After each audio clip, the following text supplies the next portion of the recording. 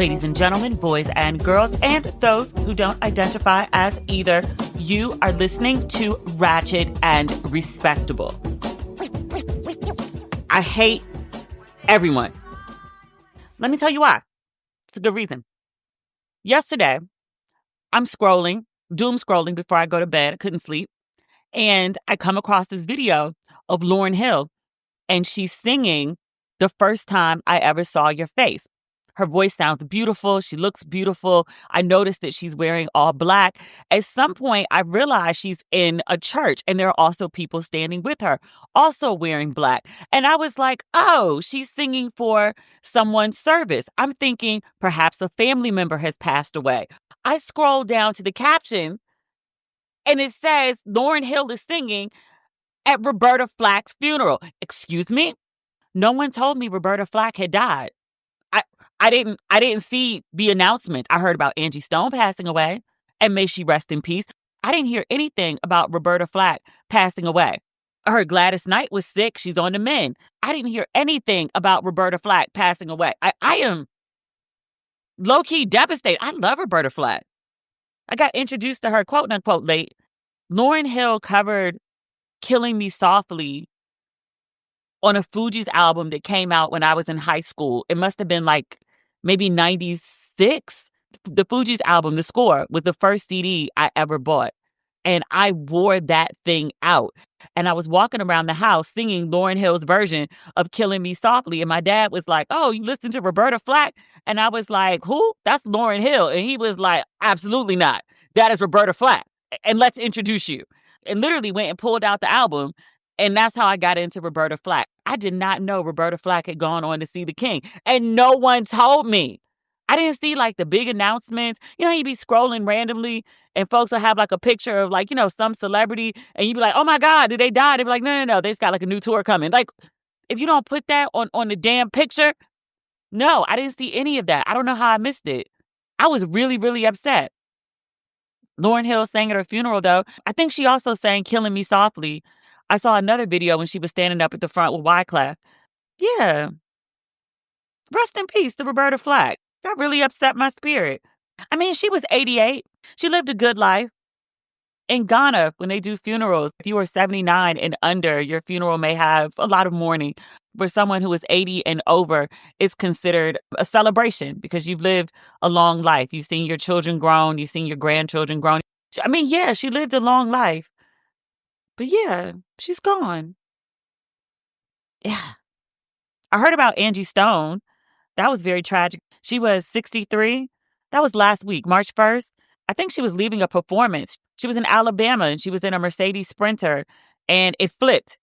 I think I read it was either 9 other people or 9 people in total that were in the van. And she's the only one that didn't make it. Such a tragedy.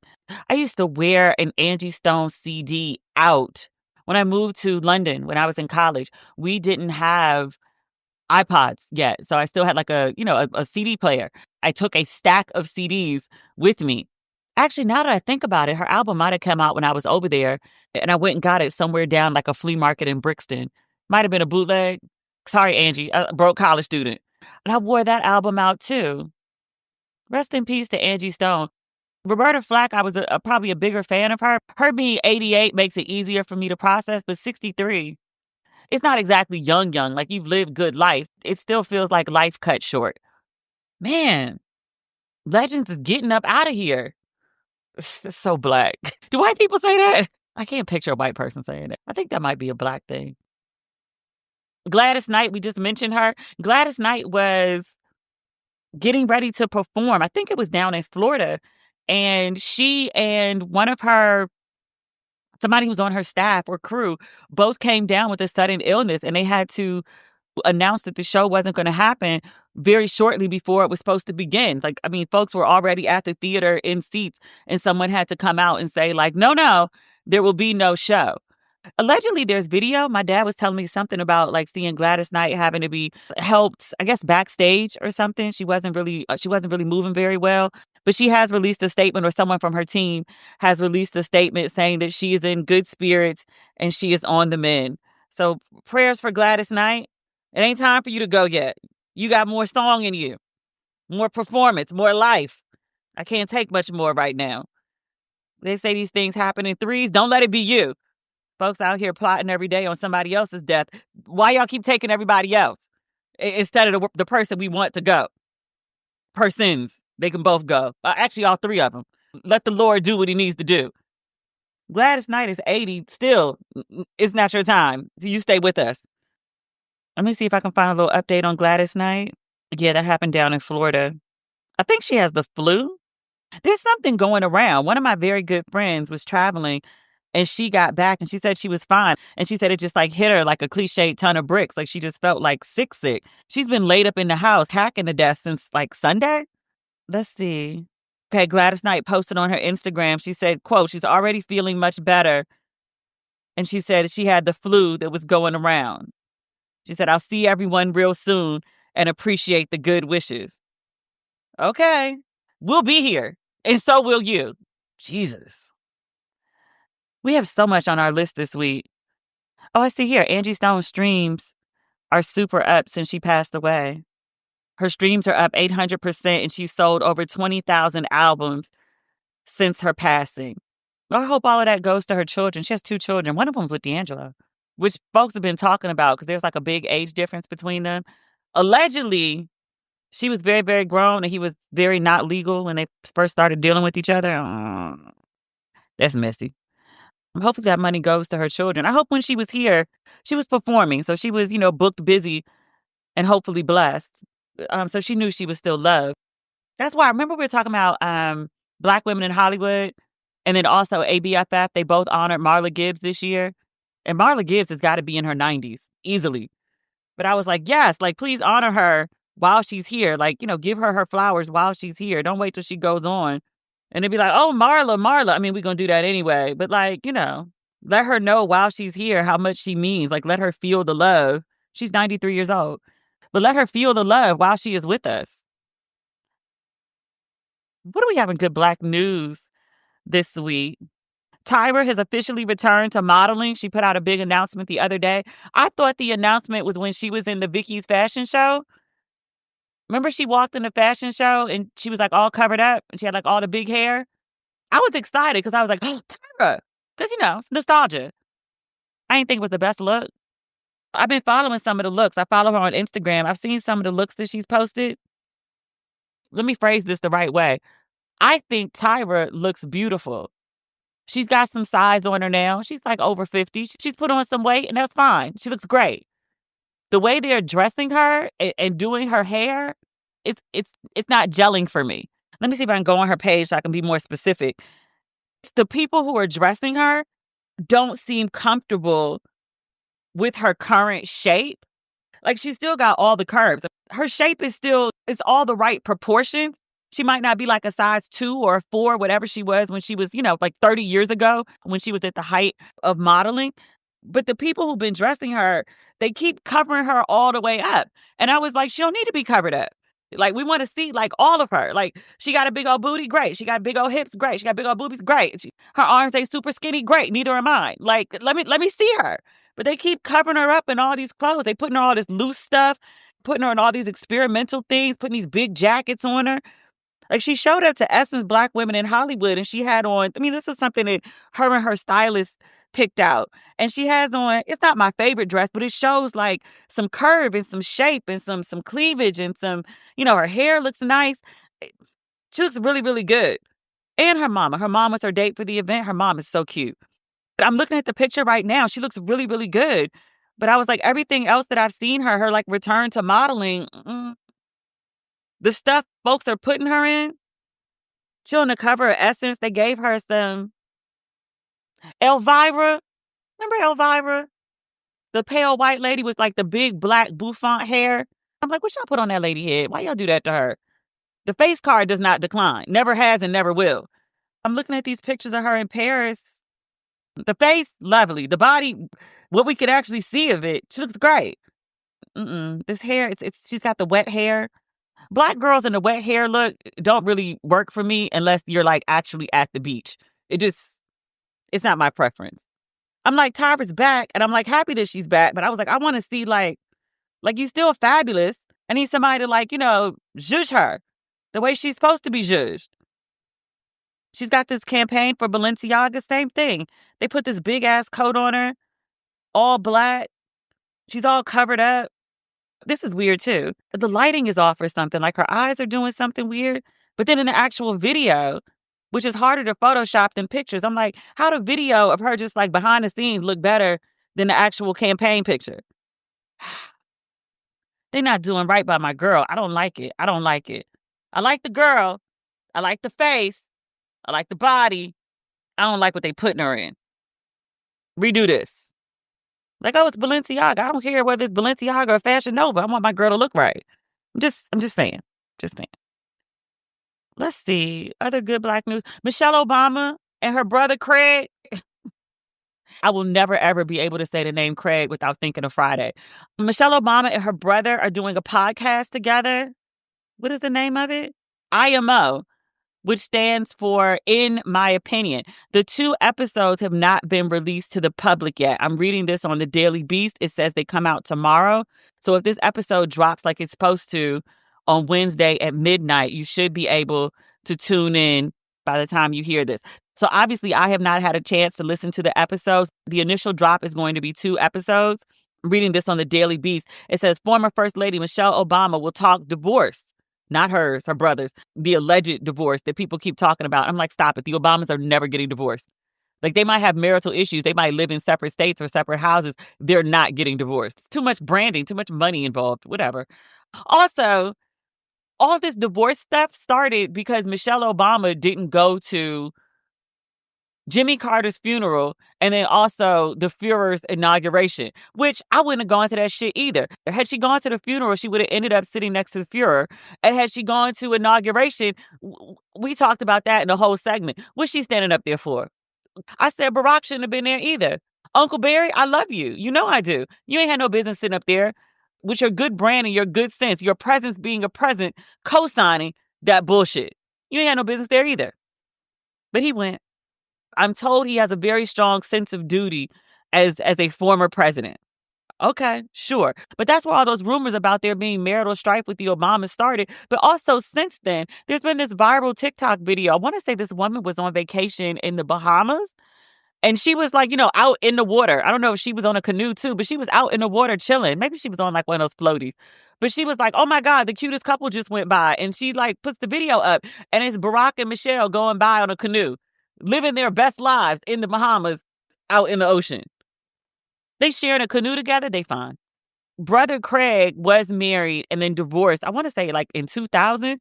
So they're talking about his divorce on the podcast, but he's remarried now. I don't know why they really talking about his divorce, but it is a life phase that a lot of people go through, self included.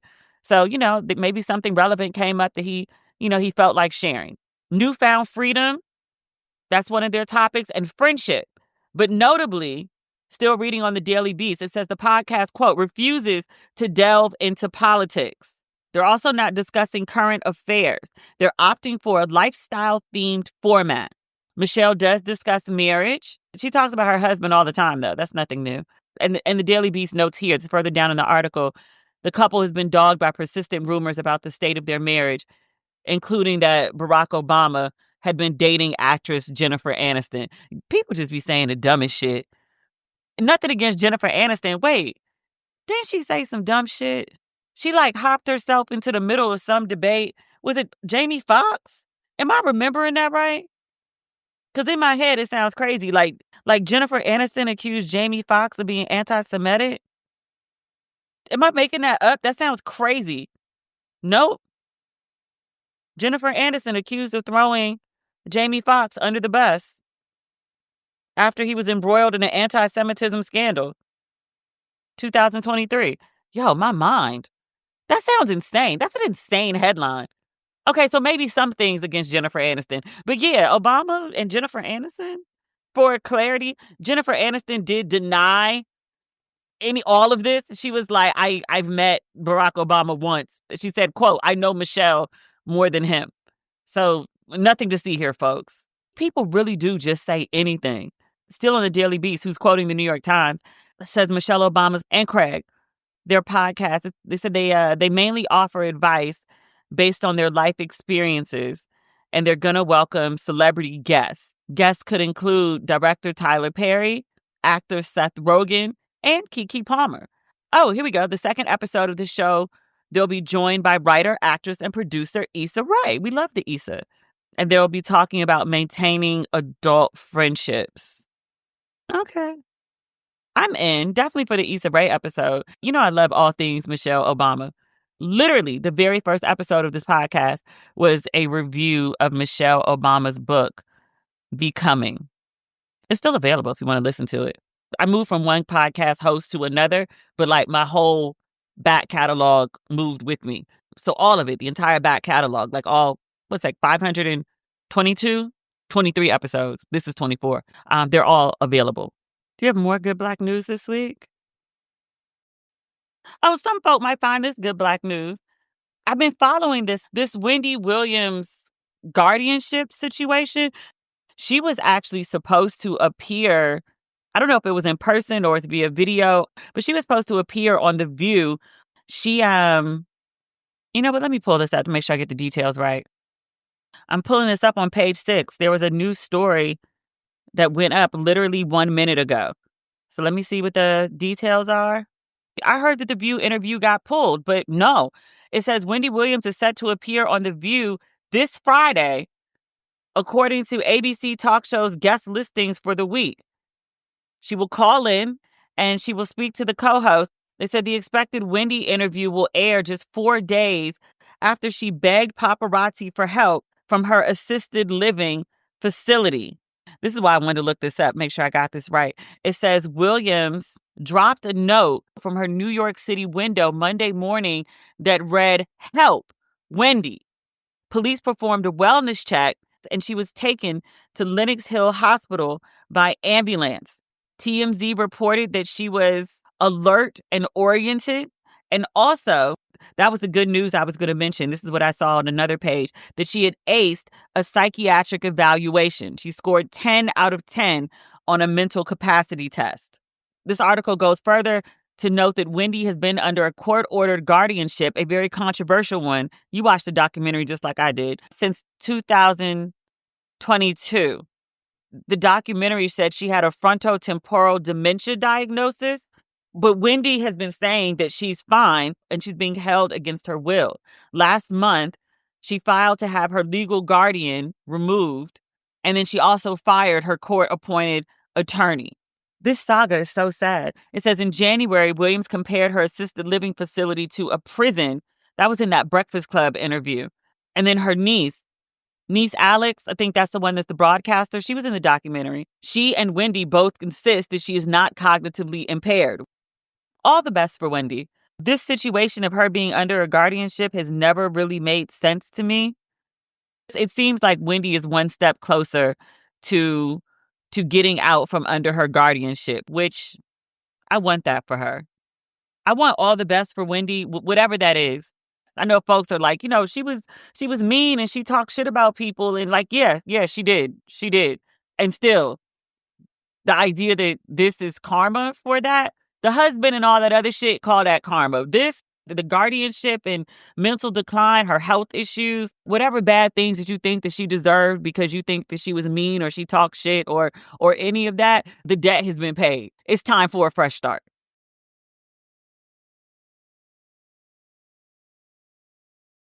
Speaking of people who it's time for a fresh start, Meghan Markle, or Meghan Sussex, as she corrected, I saw the controversy about her new, I was going to say documentary. It's not a documentary. It's a lifestyle show. With Love, Meghan. It's on Netflix. I think she delayed it because of the wildfires.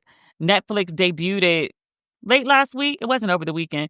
Maybe Friday. That's when I saw people first start talking about it. It's already been picked up for a second season.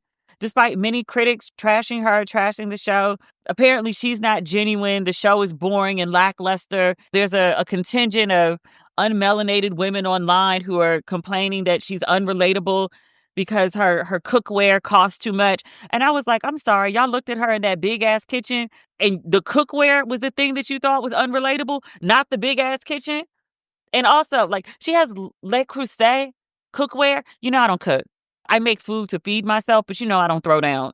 I don't pay attention to cookware, but she has like this fancy cookware that I kept seeing people talk about online. And I had to go look up the cookware, and I was like, what is Le Creuset? Sounds French. Was. I think it's owned by somebody in South Africa now. Not the point. The point is really beautiful cookware. Really beautiful. Like there's a Dutch oven. On sale, it's like $350. Not on sale, it's like $500. Beautiful. It's absolutely beautiful. It's like a work of art. It's stunning. And I was like, oh, I get it. And apparently, like, it's very durable. It's cast iron. It lasts a lifetime. People pass them down to their children. In addition, they have whole stores at outlet malls. And I'm reading online that people have been finding cookware like Marshall's, TJ Maxx, Costco. Depending where you're shopping, you can get a good deal on this cookware. I don't think Meghan Markle was out here searching for deals on the price of her cookware. I think $350 USD or $500 USD for a pot may very well sound excessive to some people. Sure, absolutely it is. I don't know why people expected a woman who had her own millions before she started dating a prince whose mama left him tens of millions, and then they left the UK and came to America, and he had a major book deal. I want to say his book deal for his New York Times best-selling book, I want to say his book deal was something like $40 million. So another $40 million. And then they have a Netflix deal for like $100 million. Like, these people are worth like a good, like, easy on a light day. Just off the numbers I just ran you, like over 200 million American USD dollars in dineros. Why is anyone surprised that she has expensive cookware? To which I called it expensive cookware because I know nothing about cookware. And many people reminded me, and they were like, honey, that was just one pot she pulled out. And they were like, and honestly, like, it's very good cookware, like, no shade. But it's also like the Coach bag of cookware. They were like, there are other brands of cookware that's more like the Hermes of cookware. Like, everyone needs to bring it down to a 10. But apparently the white ladies online, not all, many, were complaining that she was unrelatable because of this cookware. And people were like, well, what exactly don't you find relatable about her cookware? Like, because you can't afford it? And what is the expectation of a Black woman needing to be relatable? Like, when you watch Martha Stewart, do you turn on Martha Stewart and watch her cook, watch her decorate, watch her, in her garden or whatever she's doing? Do you watch it to find relatability, or do you watch it to be aspirational? Why is it you expect like a whole duchess, like a whole duchess, to be like relatable to your non-duchess life? I didn't necessarily find her relatable, but I also didn't turn on the show looking for relatability. Like, I'm watching a show about, one, something I'm never going to do. I'm never going to make single pot spaghetti. It's never going to happen. It's not. I'm never going to, I don't know, make sandwiches or treats for children and try to, decorate them to look like ladybugs. I might do a floral arrangement. I really enjoyed that episode. I don't have no kind of house, by the way. I might actually buy a Le Creuset pot, because I found one, like the Sheila Bridges Harlem Twall collection with like the little drawings of Black people on the pots. And I was like, I like that. They had a picture. And then they had some coffee mugs or like teacups with the matching saucer. I'm just in it for the Blackness.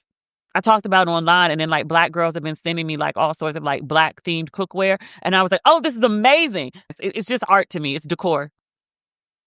That's not the point. The point is, many white women had a complete meltdown online. Well, again, they do this every time she does anything. And I was like, what is the real issue with her? She married like one of the world's premier bachelors. Like, you thought it could be you and you're mad that it's her. It's gone on too long. Like, remember Sabrina married Idris, and, people got in a tizzy about it because they were like, wait, who? Like, that was supposed to be my man. But that like wore off after about like 6 months. And now, like, she's like, oh, this is our husband. And we're just like, okay, you do the physical, but the rest of it you share with the world. Great. Like, we came to an agreement. Like, why can't we come to an agreement with Meghan Sussex, excuse me? People even got mad at her for like correcting. Like, I literally read articles where people talked about how like Mindy Kaling, I'm not setting this up right. Mindy Kaling was one of the guests on the show. She and Meghan are friendly. I didn't get the feeling that they were like close friends, but friendly. But Mindy's over at the house, and she refers to Meghan as Meghan Markle. And Meghan very politely, very sweetly corrects her. And I'd seen the episode before I read the article critiquing it. And I had to go back and watch the episode. It was like, did I miss something? So I literally went back and watched the scene where she corrects her. And she just very simply corrects her. And she was like, no, it's Meghan Sussex now. She's like, after we had the kids, I like us being like a whole little unit with our own little name and sharing the name with the kids and the husband and all of that. And she was like, I just, I'm Sussex now.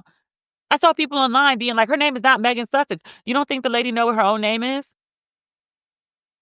There might be a name that you think that she should be called, but there is a name that she is calling herself, and it's Meghan Sussex. And then people wanted to say she was snippy with Mindy Kaling. And I was like, she wasn't at all. Like, are we watching the same show?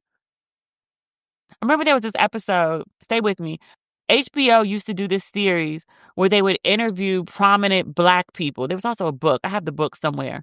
There was a woman. She was an artist. She might have been a curator.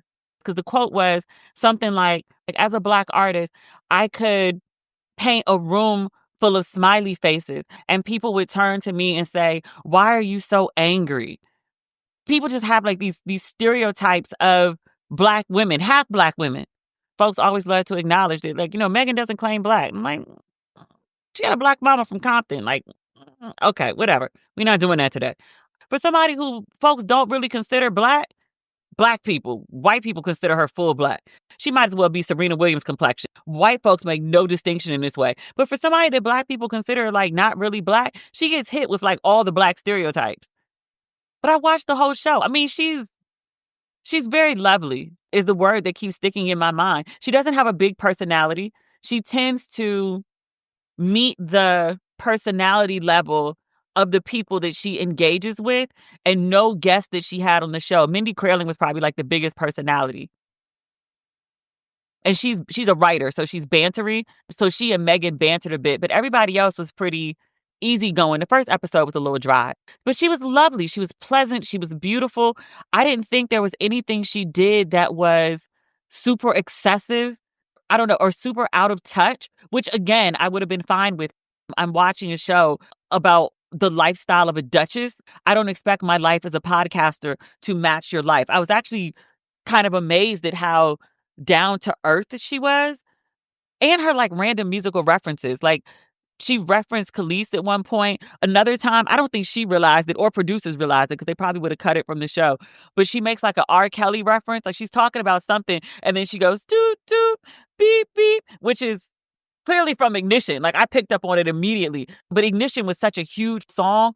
And I don't remember she was talking about it. It was nothing at all related to R. Kelly or children or sexuality, women, nothing when she made the sound. But I was like, that was absolutely R. Kelly. She has a whole lot of Black references, which I expect from someone who grew up with a Black mom in Compton in the 90s. I don't know what you expect from the lady. She was lovely. I enjoyed her show. I mean, like, no, I don't have a garden or I don't make honey and have like a whole bee situation in my backyard, but I can go buy some honey. I saw a lot of people talking about she has a machine to blow up balloons. Like, she likes to make those balloon arches, which are super expensive, by the way. I totally get why people are like, I mean, if you're a person who's good with your hands and like stuff like that, why you would be like, you know what? I'm going to just do it my damn self. She likes that stuff. But she has a machine that blows air into the balloons. And people were like, that's so unrelatable. And I was like, it's $20. She has some other machine. It's not a humidifier. It's something that, a dehydrator. It makes fruit and vegetables last longer. And people are like, who has one of those? I'm like, well, she does. I looked it up because I was like, I don't know what this is. But you can also buy one for under $100. I want to say like there's a cuisine art one that they sell at Williams Sonoma for like $80. That might be out of some people's budget, but I was like, $80 doesn't sound like a lot of money to me for someone who wants to make an investment in cooking and entertaining. Same thing with like, a super expensive pot, like a $350 pot or a $500 pot. Yes, it's pricey, but it's also something that lasts and people pass down through generations, or they keep them for, a lifetime. I don't find that super excessive. But also, even if you did, if it's excessive to you, I'm unclear why you think it would be excessive to someone who, easily is sitting on like 200 million. Like, and also another weird conversation came out of this whole situation. So apparently many white folks, women in particular, I didn't really see a lot of men in this conversation, were seemingly unaware that like Black women had what we would call Martha Stewart tendencies. And I was like, so y'all just missed like that whole B. Smith era? Like B. Smith was big. I don't think she was just like black big. Like B. Smith was big. Like she had her own product line in like big box stores, no? She had restaurants. I would go to the one in Manhattan. And she had one in Union Station downtown. There'd be white folks sitting up in there.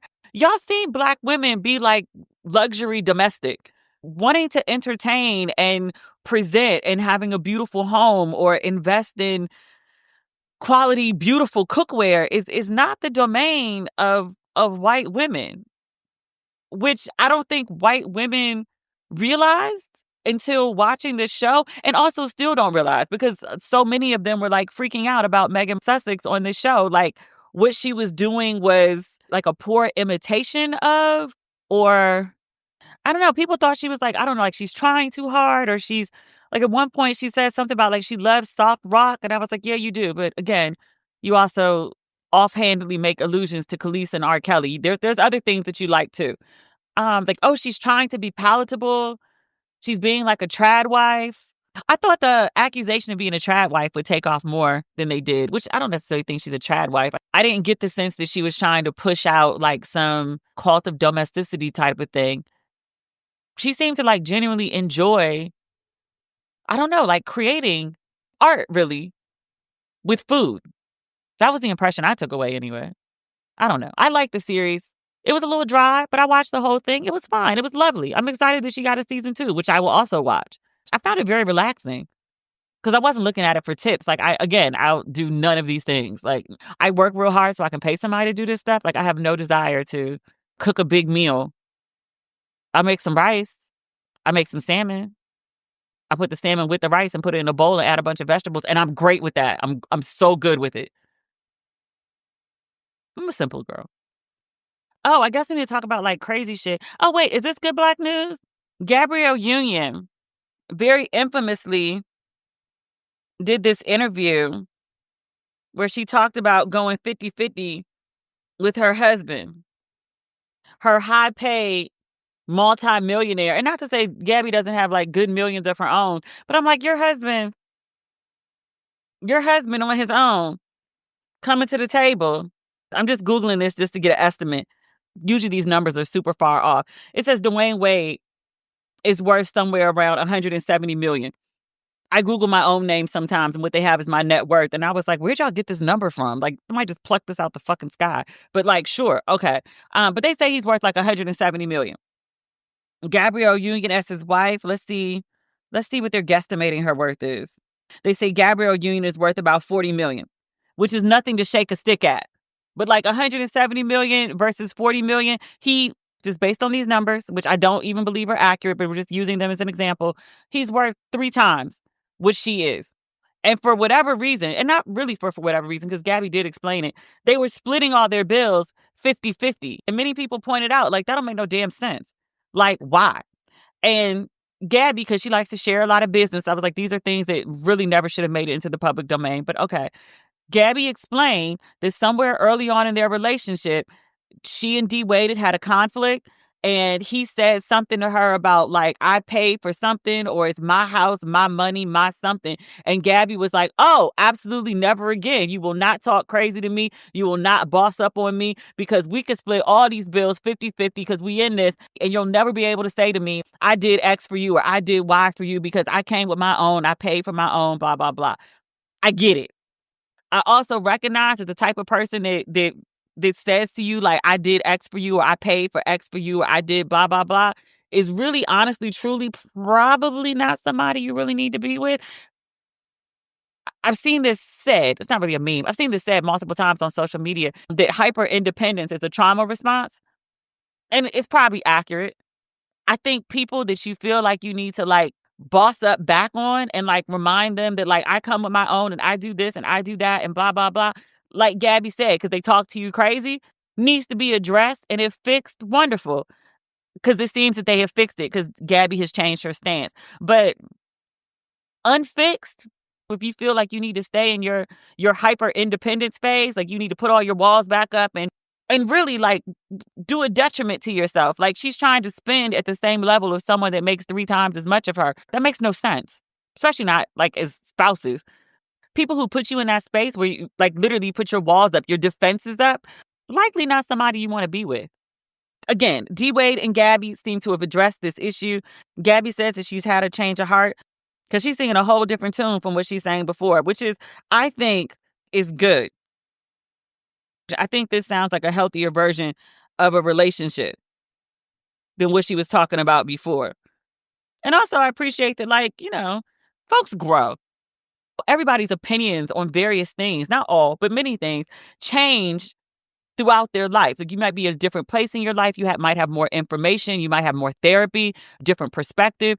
With new information, better information, your opinion should change. Other things, it just gets more staunch. Like I was right, and I know I'm right, and things have proven over time that I was right about what I always thought. Like, I don't need to change. That's fine. But it's very difficult for a lot of people to grow, period, full stop, but also to grow in the public light, to have been very public about saying something and been like, like, this is something I staunchly believe, and then turn around a couple years later and be like, yes, I no longer believe that.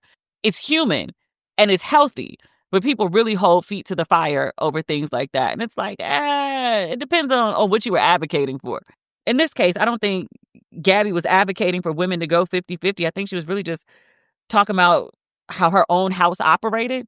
And my stance on the 50-50 thing, or 100-100, whatever it is, do what works for you and your house. 50-50 ain't my thing. We can both pay for things, but the bill's coming in the house. We're not looking at a bill and being like, okay, the bill is XYZ. Say you pay half and I pay half. You want to pay the mortgage and I'll pay something else. Like, we can assign out different things that we pay for, but just to like sit and look at things like we're roommates, I'm not doing that with a man. Reading this on Essence, like to support a Black publication. It says the actress recently shared she changed her stance on the 50-50 matter after some self-reflection. She was on the Balanced Black Girl podcast when she shared that her perspective had shifted. She said, I famously said 50-50 or bust, right?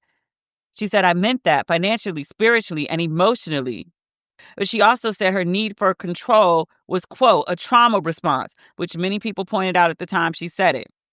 She said it was never wanting to be so out of control that I don't have control over what is happening to my body. And 50-50 is, I'm not going to be vulnerable enough to trust you with 100% of anything. Not my heart, not my cash, not my energy. I get it. I completely understand it. She continued, I realized that so much of my anxiety, I was diagnosed with PTSD after being assaulted at 19. The extreme anxiety, the anxiety attacks, being hyper-focused on efficiency and time, and being fiercely independent are trauma responses. And there are a lot of days that I have 10% and I need him to be 90. There are days I don't have shit and I need him to be 100. This Essence article goes on to explain that since that 50-50 conversation in 2023, it says Union has experimented with letting D Wade pay a larger chunk of the mortgage. So a larger chunk, but still not pick up the whole thing.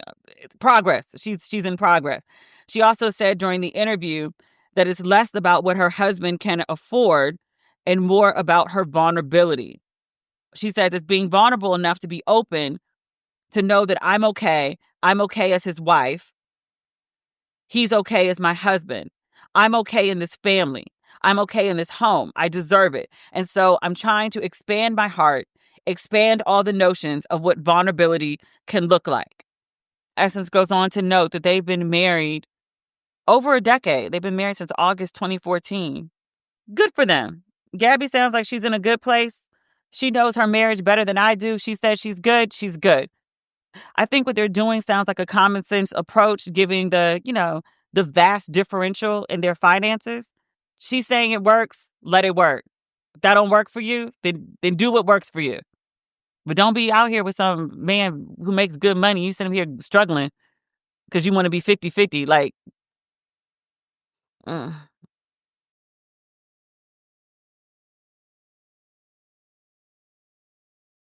what else do we have on this list? There's so much that happened. I know some of y'all completely freaked out about the episodes only coming once a week. I love this ish. And it's not even like the extra free time or like freer brain space. I'm still constantly producing an episode in my head. In my mind is the thing that I'm supposed to be focused on at the moment. And then it's like a little ticker at the bottom Like, you know how you see on CNN sometimes, or it's like running like the stock market, or it's running other news that might not be like headline worthy, but it's just like something they want to inform you of. Producing the episodes is like a ticker running through my head at all times. Like, I'm constantly thinking about, oh, is this a topic, and what is the approach to the topic, and where does it go in the episode? And it's 6 years of that. Like, I'm used to it now. But I really think it's making for stronger episodes. I hope you do too. Oh, now we're just in like straight up crazy news. Jasmine Crockett. We talked about Jasmine Crockett last week, and I'm going to say the same thing that I always say. I talk about people when they're doing bad. I'm going to talk about you too when you're doing good.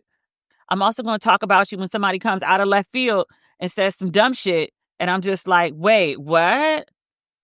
Jasmine Crockett was minding her Black business. Some commentator decided to go dig up in her business and has accused her of being, I don't know, facetious, if you will, about her background. Todd Starnes, is that his name? He's an American far-right columnist, commentator, author, and radio host, according to Wikipedia. He's 57 years old. He's appeared on Fox and Friends. That tells me everything I need to know. Okay, all right. He's from Memphis, Tennessee. He fits a profile.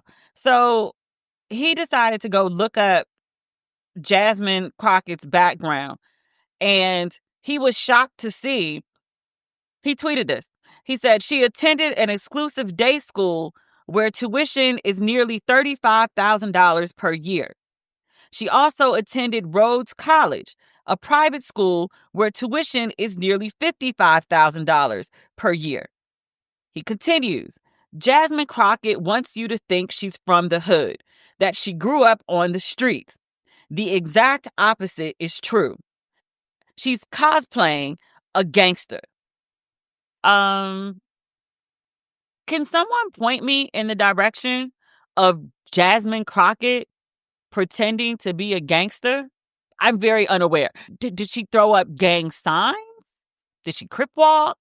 Did she have guns? Like, what? I don't, like, he's trying to like do this, like, oh, we're exposing Jasmine Crockett. Like, that she is really educated? She went to good schools all her life. He leaves out that she also has a JD. Like, she's a whole lawyer. I'm trying to figure out when Jasmine Crockett presented that she grew up on the streets. Because she says, fuck off? Like, because of that? Because she's quick-witted? That whole B6 thing? Because she got a weave? Because she got eyelashes? None of that to me reads as hood. Reads to me as Black woman. Not to say that we all got weaves and eyelashes. I'm just pointing out that these are things that she has.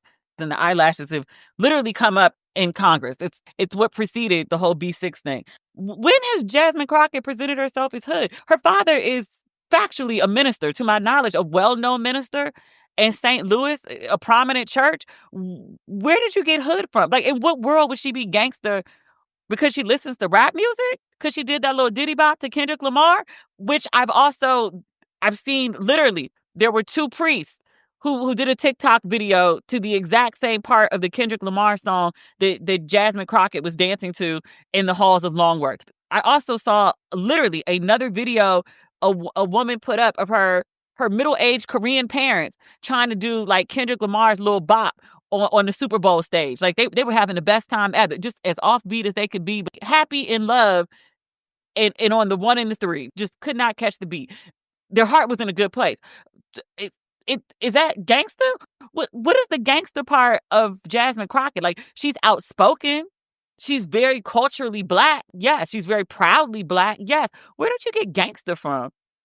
I don't think there's anything like for the streets about Jasmine Crockett. Maybe protesting in the streets, maybe activism in the streets. But the only street that I really see Jasmine Crockett on is when she's standing outside the steps of the Capitol. Most often when I see her in interviews, like, that's where she's standing. Like, the streets, Jasmine Crockett with her Reverend Daddy? Huh? She's not cosplaying as anything. I've never thought of her as a gangster. But no, I'm actually not surprised that she went to very exclusive and very expensive private schools. Like, she's really smart.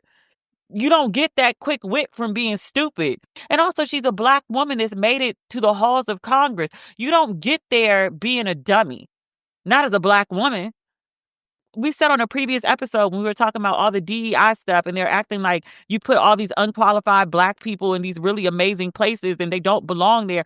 Any Black person with a halfway decent job is overqualified for their job. It's always been this way. Remember when white people were watching Scandal and Papa Pope gave Olivia the you got to work twice as hard to get half as much? And white people were like, oh my God, where is that coming from? Every Black person I know, self included, was raised on that. Y'all really didn't know that? No, they don't. So, like, I don't know. It's like, oh, she's in the halls of Congress and she's hood. I mean, it's possible. It would have been like the really smart hood girl, like the Akilah and the Bee type hood girl. You was real smart and everybody in the neighborhood protected you because you was the one that everybody knew was going to make it out. Like the real smart people and the athletes. Gangster? Jasmine Crockett? No, she'll read your ass for filth. That's just regular smart girl Blackness. That's not hood. That's not gangster.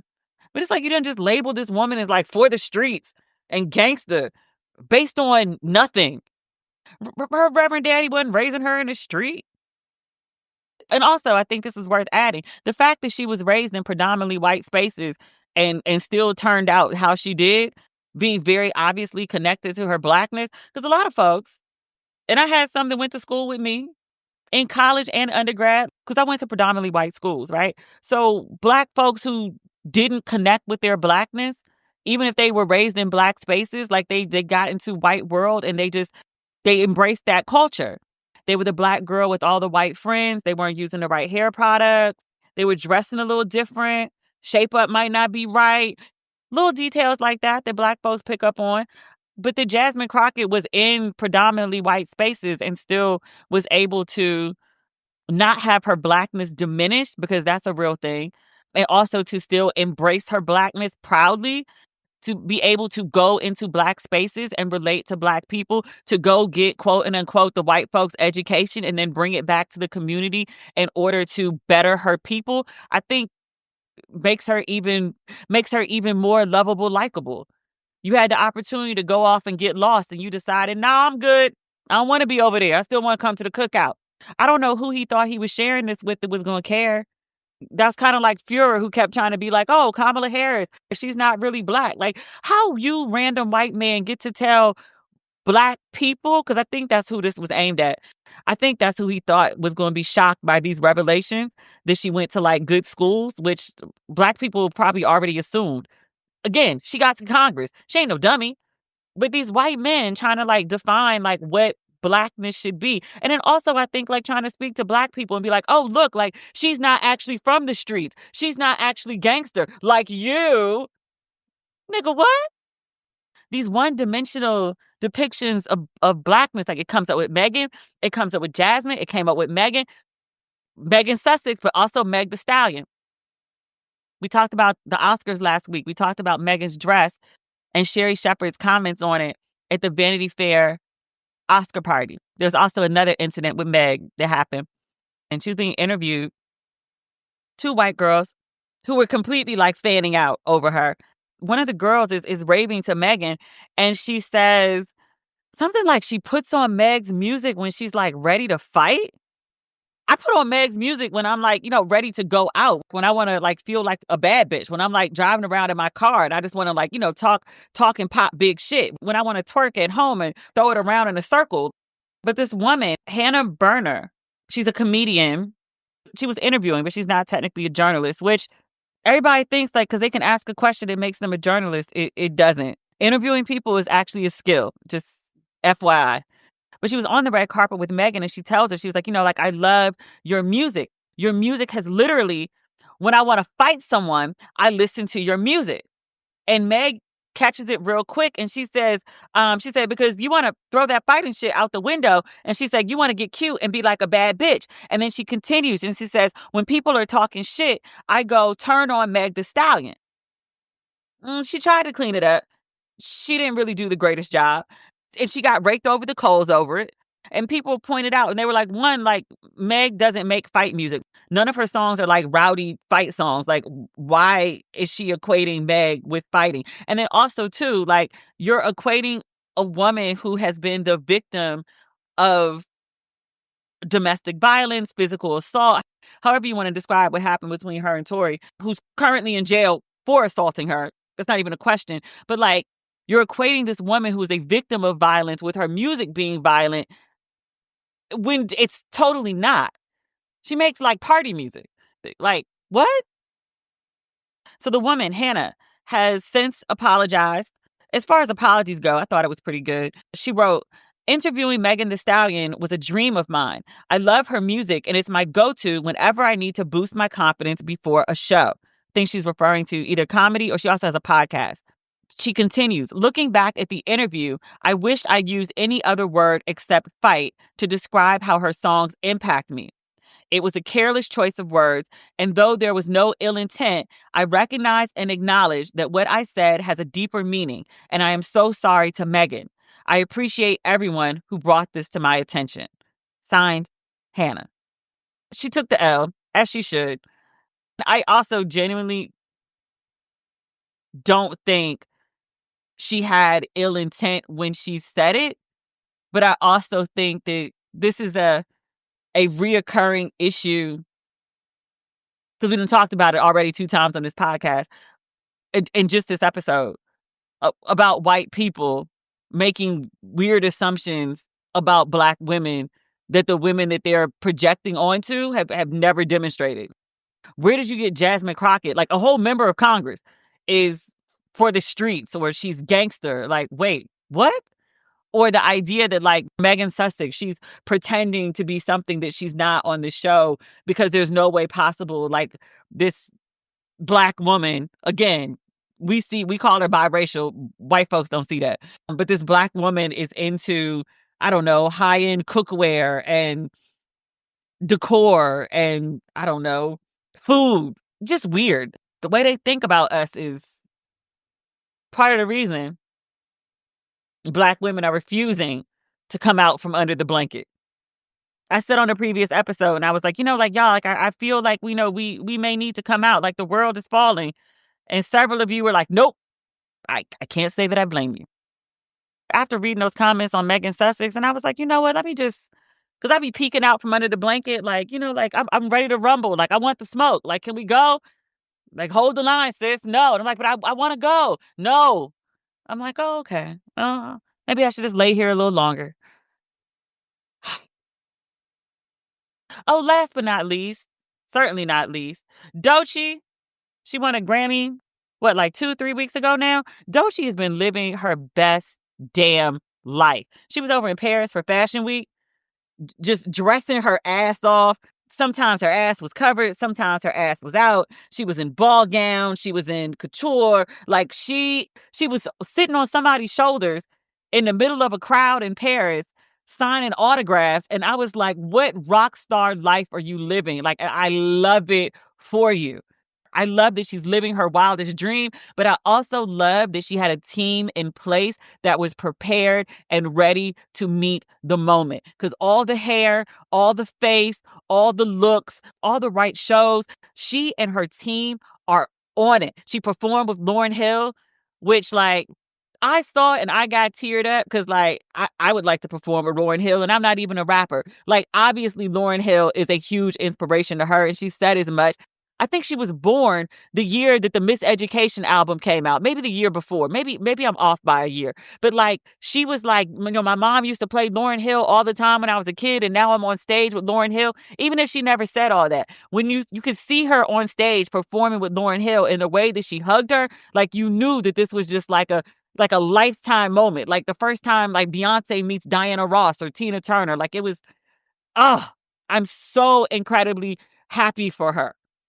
People with good sense who could focus are talking about this part of it. She's in her moment. Like, she is the it girl of the moment, and she's reveling in it, and she's doing it the way that it's supposed to be done. Also, I just looked at my list. We got one more topic after this. Stay with Doechii for the moment. Doechii did an interview. It's one of them shows. There's like several of them now, where people eat like really spicy wings. Why is it not coming up? Because I'm not spelling Doechii's name right. She's on Hot Ones. And she's speaking with one of her friends, DJ Miss Milan. And the DJ asked her, she says, what are your red flags? She asked her to like write it on a board. And so her red flag, she said, was straight men. The internet, mostly like the red pill side of it. Women ain't really that like up in arms about it.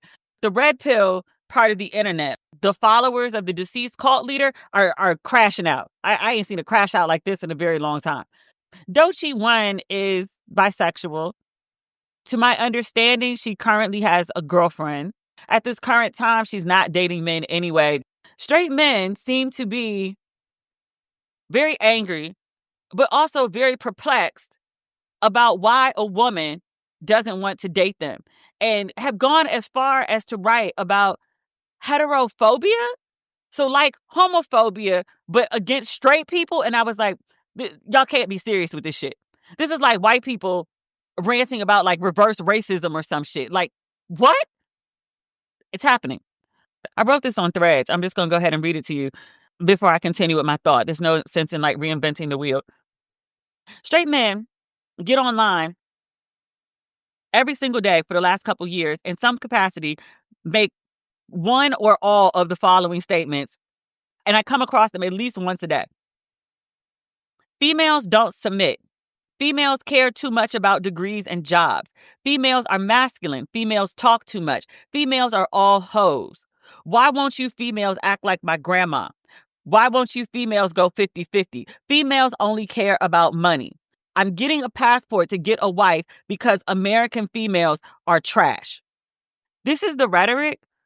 It happens in real life. I've actually met a few men in the wild that actually say shit like this. And I'm like, do you hear yourself? And you're surprised that like no female wants to date you? And they are. I don't understand how you get online and also in the real world and rage against women every single day about how much you hate them, how much you hate anything that matters to them, how everything they do annoys you, and how women in other countries are so far superior to the point that you don't even want to date them. And then in the same breath, be surprised that women don't want to date you. Explain the logic, because it don't make no goddamn sense. Doechii may have her own reasons for saying that she doesn't want to date straight men. This is not a relatively difficult concept or even a new one or even an American one. Like that whole like 4B, which I think it went up to 6B. Like they added some more tiers so they could interact even less with men. Exists for a reason. Like a lot of women, Doechii, bisexual, and others are just over men. There's the 4B movement. There's also like the whole, like the millions of women. I think we talked about this on here for a while. It's not as popular now, but people saying the bear or like posting a picture of a bear or has become the shorthand for it. But like there was a scenario at one point that was really popular online where people were asking women, like if you're walking alone in the forest and you are confronted by a man or a bear, which one of these encounters do you think you have better chances of survival? And overwhelmingly, women pick the bear. In this scenario, it was never explicitly said, but the man that was presented, the assumption was that he's straight. If you're on a trail and you're in the forest and you meet a man and there's a bear, if the man is gay, you probably take your chances with the guy. The straight man, who knows how that's going to go? And the logic for a lot of people is like, so even with the bear, right? So if the bear decides to kill me, the bear is just going to straight out kill me. The bear is hungry. The bear wants to eat me. Like it's a quick death and off I go. The man, will he kill you? Maybe. Will he torture you for days and sexually assault you on end for days? Will he burn you with cigarettes? Will he beat you? Will he, I don't know, take you to another location to torture you, invite other people over to torture you? Will he hold you in a basement for years, decades? These are all things that have actually in real world happened to women. So women are like, yeah, I'd rather just go with the bear and do like a quick death than who knows what diabolical shit is going to happen if I take my chances with this man. And again, it's never said, but it's also understood that we're talking about a straight man. Doechii isn't saying anything that hasn't really been in the zeitgeist for a really long time. But her just specifically saying it outright, like, straight men are a red flag. It's not particularly a new concept. Men are just having a meltdown like it is.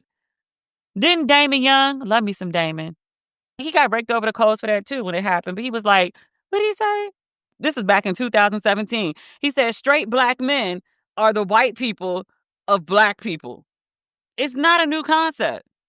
Straight black men are not all men, but always men. Speaking of straight black men being problematic, I'm not going to speak on this too much because this is like early 20 drama. So we're just going to give it a little love tap.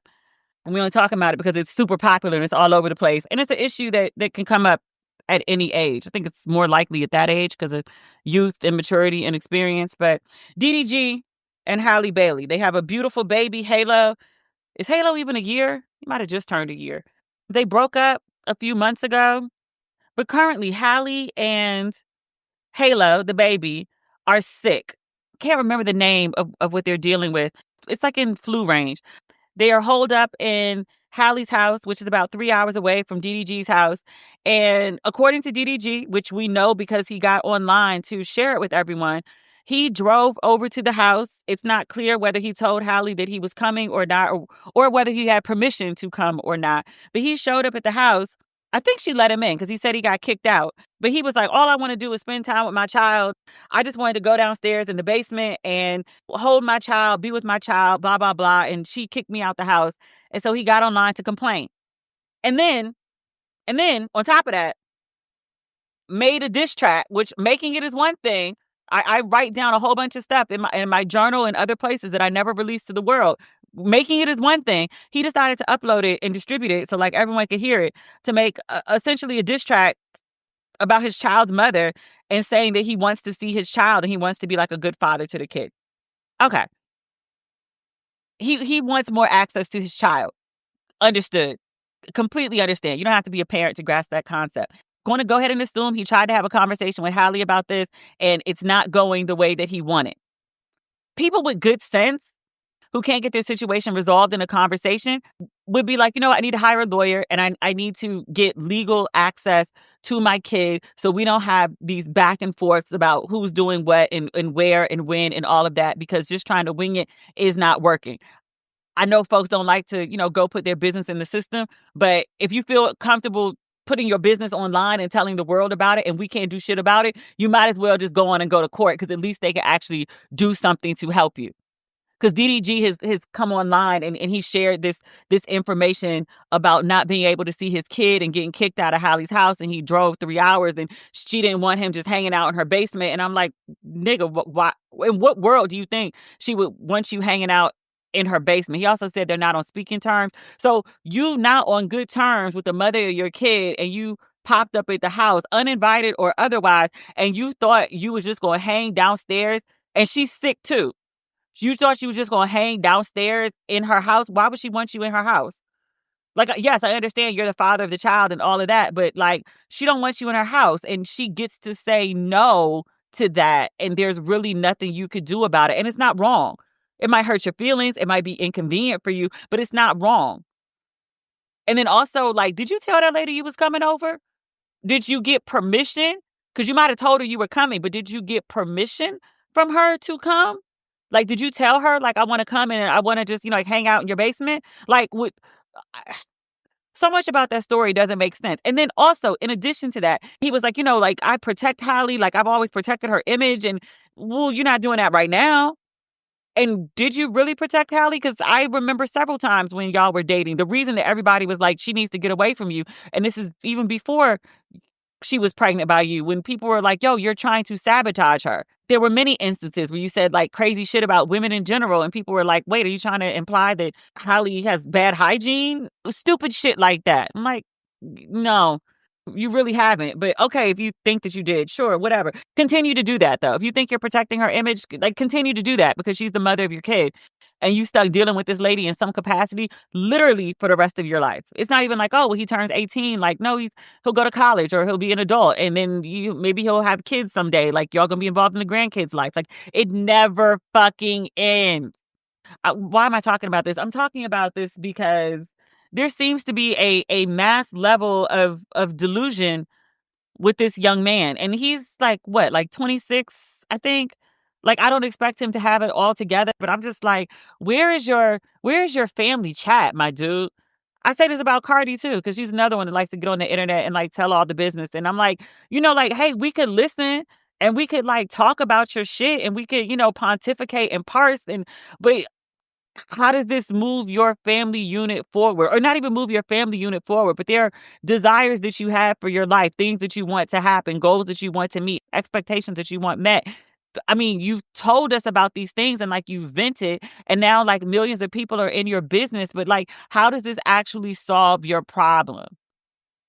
Okay, like Offset really ain't shit, which, we told you, but we're also, random people on the internet. We don't actually live your life day to day. We don't really know you, but you've come to tell us nevertheless. But okay. I don't know what DDG wants other than to like smear Hallie. It's like this whole thing with him saying like, oh, I don't get access to my kid. Like we see you online all the time with your kid. Because you are a streamer and like you broadcast like seemingly like all of your fucking life, like for hours at a time. To me, it seems more like he wants access to Hallie.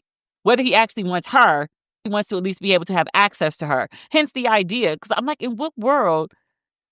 Like even if y'all were on the best of terms, like in what world do you assume you just gonna drive over to somebody's house and just like chill out in their basement with your ex especially and just chill out in their basement seemingly without permission? Because Hallie could be a Hellcat on Earth. It's possible. It's totally possible. She very well could have told the man, like, yeah, sure, drive 3 hours, come to my house, and then, like, yeah, you can hang out in the basement.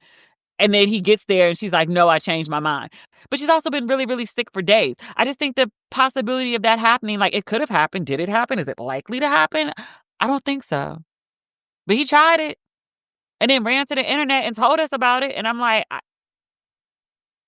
tell the judge, tell a therapist. Like, I can't do nothing for you. Like, you've shared this information with me. I'm not thanking you. I'm acknowledging that you shared it. But, like, I don't know what you want me or any of the other strangers online to do about it. You just want them to know, I don't know, Hallie denied you and you feel a way about that. Men seem to be siding with him. And I'm just like, this further explains to me why, people like Doechii or people who choose the bear. I get it. I'm not saying all men act like that, but like enough of them do. And then also like enough of them sympathize with this dumb shit. I told y'all my theory. Do I need to repeat it? About how the so-called good guys need like the so-called bad guys so they can be considered so-called good guys. Batman needs the Joker. Batman needs the Penguin. Like the protagonist needs an antagonist. Otherwise, there's no story. The hero needs the villain. Otherwise, what are you saving folks from? That's the episode. We'll be back next Wednesday. I hope you like the longer episodes. I really enjoy them, to be quite honest. Talk. Not soon. Soon enough. All right? Hope you enjoyed the episode. Thank you for listening. Bye.